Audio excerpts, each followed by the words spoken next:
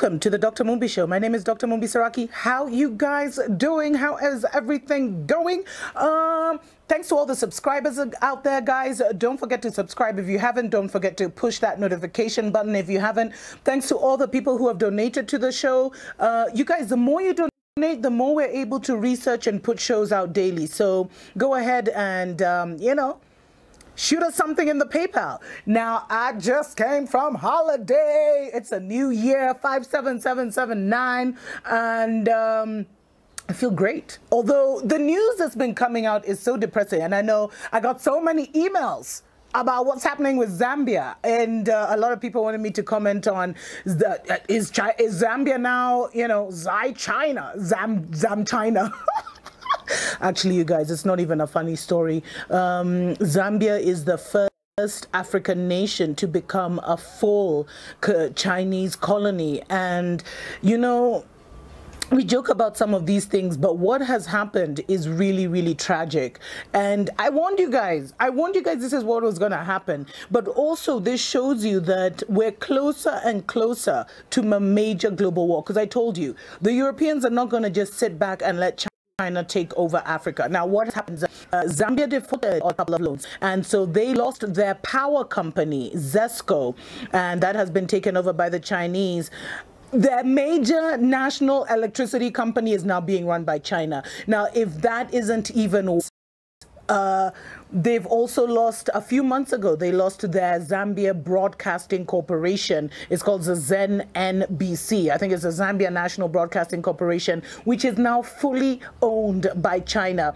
And, the government has been denying that this is the case. They've been trying to play cute. They've been trying to play, like everything is okay. But they have actually been in secret talks over how their national electricity company would be taken over. This is crazy. Do you think an African country would be allowed to run China's national electricity company? And, it just shows you that China's neocolonial strategy is reaching ahead. I mean, it's reaching its climax. They've been doing this covert business for so long. And now, they've got their tentacles so deep inside.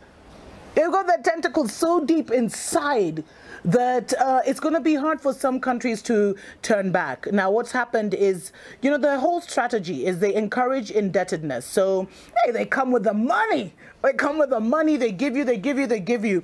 Then they, once you default, they start to take over strategic assets because of failure of repayment. And you see, what China has done is they have studied countries that are corrupt. They have studied countries that, that are greedy, that have greedy leaders, which is most African nations. And that's why we find most African nations are in this situation. And then they kind of have this, their long-term outcome is the effective ownership of commanding heights of the economy. Remember, I did that thing on the Seven Mountains Prophecy, health, economy, etc., media, entertainment. So they give you a deal, you can refuse, they pour that money on you, they pour that money on you, and then all of a sudden they come late. They're very collecting. And you know what? Even the Chinese government, they know they actually have a problem in Zambia and other nations. But you know what they said? They were just like, us, we're protecting the Chinese. If your people cannot negotiate for you, if Zambians cannot look, if the Zambian government and the Zambian politicians cannot look after the entrance of Zambia, that's not our fault. This is not going to be possible. And you know what? I was doing deeper research into this matter, and it gets even worse.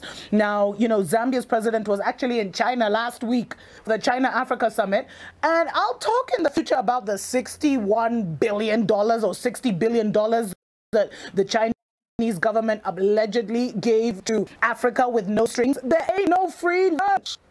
Come on, guys, there ain't no free lunch. And one of the biggest problems with all these deals that China has signed with African governments is we don't know what they've done. We don't know what they've signed away. We don't know the kind of agreements they've made, because all of them were done hush-hush and behind the scenes. So all we're being told in Africa and in China is, oh, China's giving Africa money. Oh, you're getting money. Oh, they're funding this. Oh, they're funding that. Oh, they're funding infrastructure projects. But we're not told, okay, the debt repayment is this percentage, and if you fail to pay this percentage, you're going to be in trouble. We're not told that. We're not told what concessions have been made. In fact, I know this is not about Kenya. Sorry, guys, I'm a bit obsessive about Kenya, but I've been told Kenya, they built this crappy railway line, and if we don't pay, they're going to get one of our ports in Mombasa. Anyway, that's just a story for another day. Now, this guy, so President Edgar Lungu, he visited Chinese companies while he was in China. Not only have you lost Zesco, the electricity company, you've lost your media company. He actually had the nerve. Some of these guys, man, he actually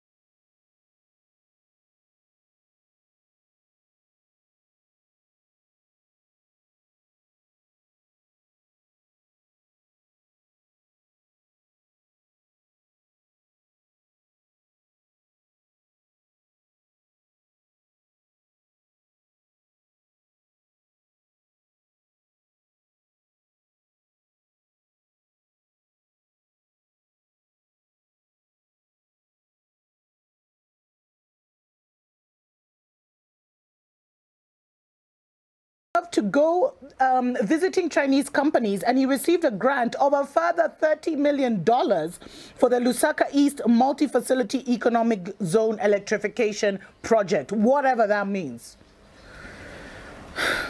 So these guys can give you like high blood pressure, man. It's crazy.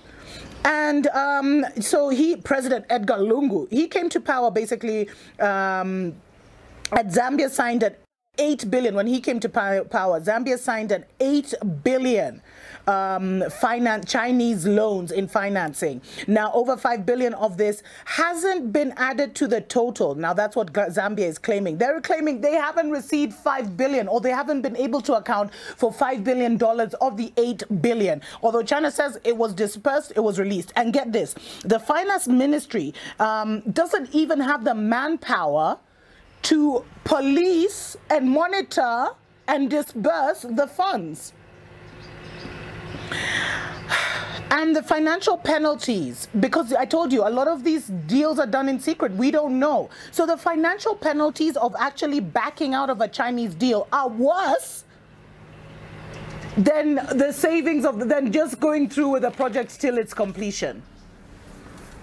So a lot of contracts have been signed in secret. It's a problem. We don't know what our governments have done. And that's why I am telling you, in the next few years, because, you know, the next election for Zambia is, I think, 2020, somewhere there, you're going to see a lot of African governments toppling. A lot of African governments toppling because they have sold our souls to the devil, literally. Just check out how, you know, Zambia, by the way, Zambia has been allowing Chinese immigrants to come in since 1964. And now, after all this happened, the Chinese have even taken a road, one of the main roads that's even on the national map of Zambia. Check out this video. It's crazy. We'll be right back. Wake up, Africa! Okay, we are by Ali Kinkata Road. Just near the mass media. Now, you can come and see here.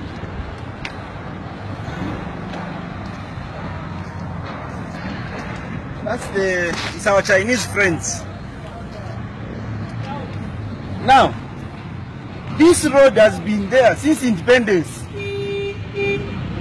So you are telling us that this road that has been there, it is there on the map of Zambia. Huh? The Chinese will come today and you put them on and cross the road. Now, look, the road is closed. But I think there's something wrong with our government. there is something drastically wrong. And if we Zambians are not waking up, tomorrow we will find ourselves foreigners. How do you close Ali Kinkata Road? You are telling me that all these years, this was a road